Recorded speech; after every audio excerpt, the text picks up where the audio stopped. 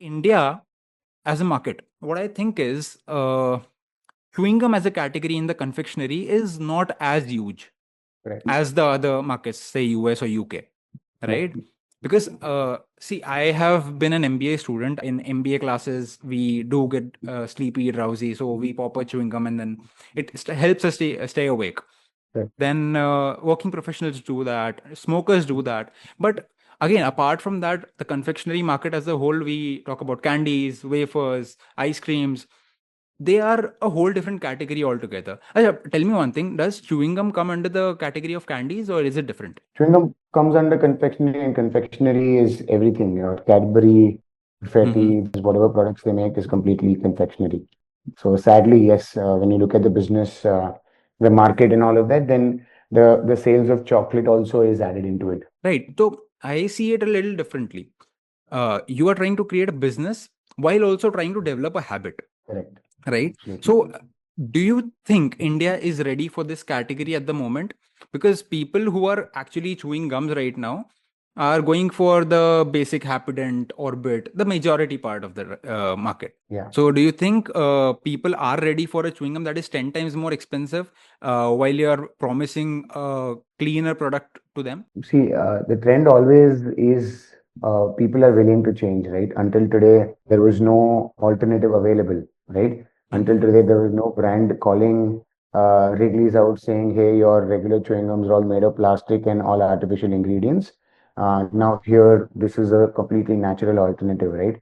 So, until today, there was no alternative as such available. Only when alternatives are made available is when people will be willing to buy it. So that's my understanding. When you look at the customer data, your customer data, who is actually buying it? What is the demographic looks like? So in our case, it's majority of the early adopters, right? People who are educated, people who understand that, good quality comes with price. People living in the metro cities, educated, probably even earning, right? We don't really pitch the product to a lot of students because, people on a pocket money may afford chewing gum. Chewing gum is the last thing that they'll want to buy.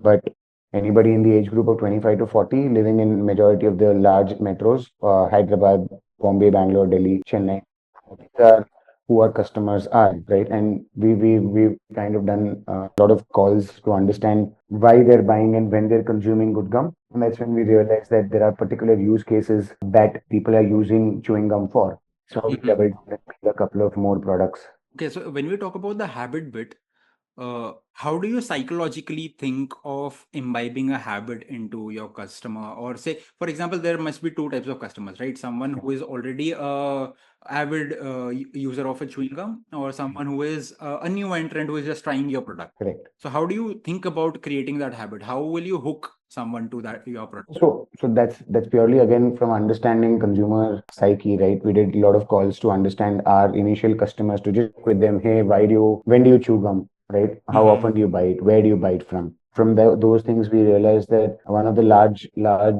reasons why people chew gum is to stay focused. Like you said, in class, you tend to feel drowsy and sleepy and all of that. So we thought, how about we actually solve that problem? Where Mhm. chewing gum is already keeping you awake, but how about I actually elevate that and make a caffeinated chewing gum that actually helps you stay awake, right? A Mhm. lot of people chew gum during their long drives, during late nights, etc. So now a caffeinated chewing gum is a far more elevated use case of the same, right? And when you see that pronounced effect, right, you're chewing gum to stay active. Now a chewing gum actually makes you feel active, you'll tend to eat more of it, right? So that's one of the main use cases. Another use case was people chew sugar-free gum to proactively take care of their teeth. Today, we've been very reactive with respect to our oral care. When I say reactive, we don't care about oral hygiene as much, right? The Mhm. trend across the world is people brush their teeth twice a day. In India, I feel majority of the people don't even brush once a day because उनको लगता है कि even if there's a cavity that is formed, they can go to a dentist and just get it filled for a very nominal price. So we are very reactive, but in the West, you see people are very proactive, where they take proactive care of their teeth to not get to the point where they have any gum disorders or cavities that are forming. So we understood that a lot of people are chewing gum to cavity formation. So we created a dental gum that contains an ingredient called nanohydroxyapatite. This ingredient is what our tooth enamel is made up of, right? Now, I'm not just preventing cavities, but I'm also helping you repair your teeth. Our idea is to elevate the use case, and that's when the habit is formed or a repeat is coming in.